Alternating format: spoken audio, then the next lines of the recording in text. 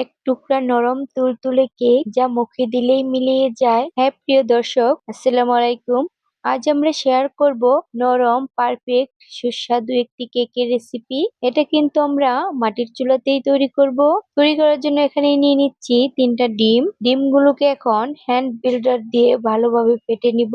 4-5 মিনিটের মতো ভালোভাবে বিল্ড করার পর এখানে আমরা দিয়ে দিব 1 কাপ পরিমাণে চিনি। এগুলো দেওয়ার পর আরো কিছুক্ষণ ভালোভাবে বিল্ড করে নিব। এরপর একটি বাটিতে নিয়ে নিচ্ছি 1 কাপ পরিমাণে ময়দা। এখানে দিয়ে দিচ্ছি 1 চা চামচ বেকিং পাউডার। আমরা যে ডিম আর চিনির মিশ্রণটা তৈরি করে নিয়েছিলাম, এখানে আমি ময়দা ও বেকিং পাউডার একটা ছাঁকনার সাহায্যে ছেঁকে দিয়ে দিব। এরপর ডিম আর ময়দার মিশ্রণগুলো ভালোভাবে মিশিয়ে নিতে হবে, যাতে এর মধ্যে কোনো দলা দলা ভাব না থাকে। ভালোভাবে মিশিয়ে নেওয়া হয়ে গেলে এখানে আমরা দিয়ে দিব 1 চিমটি পরিমাণে লবণ। এরপর একটি বাটিতে নিয়ে নিচ্ছি জাল করে রাখা গরুর দুধ। এর মধ্যে দিয়ে দিব 2 টেবিল চামচ পাউডার মিল্ক। এখন এগুলো ভালোভাবে মিশিয়ে ঠান্ডা করে নিব। এরপরে এগুলোকে আমরা ডিম আর ময়দার মিশ্রণের সাথে ঢেলে দিব। এরপরে এগুলোকে ভালোভাবে মিশিয়ে নিতে হবে। কেক বেসটা যতটা সময় নিয়ে বিল্ড করবে, কেকটা কিন্তু ততটাই পারফেক্ট হবে।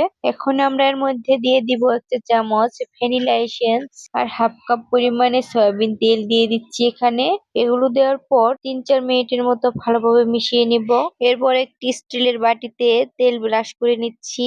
এরপর আমরা কেকের বেস গুলো বাটির মধ্যে ঢেলে দিলাম। এরপর একটু টেপ করে নিচ্ছি যাতে এর মধ্যে কোনো এয়ার বাবলস না থাকে। এরপর একটি মাটির চুলাতে মাটির একটি তাওয়া বসিয়ে এর মধ্যে কিছু বালি দিয়ে তার উপর 3টি ইটের টুকরা বসিয়ে দিয়েছি।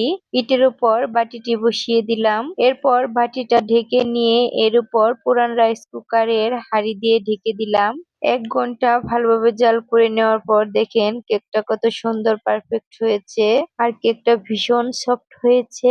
বাচ্চারা কিন্তু খুবই পছন্দ করেছে। কেকটা আমি আপনাদের এখন কেটে দেখাচ্ছি, তাহলেই বুঝতে পারবেন কেকটা কতটা নরম হয়েছে। এর মধ্যে কিন্তু কোনো এয়ার বাবলস নেই। তো যাদের বাচ্চারা কেক পছন্দ করে তারা কিন্তু এভাবে ওভেন ছাড়া মাটির চুলায় কেক তৈরি করে দিতে পারেন। ভিডিওটি ভালো লাগলে লাইক, শেয়ার এন্ড সাবস্ক্রাইব করবেন। ধন্যবাদ সবাইকে।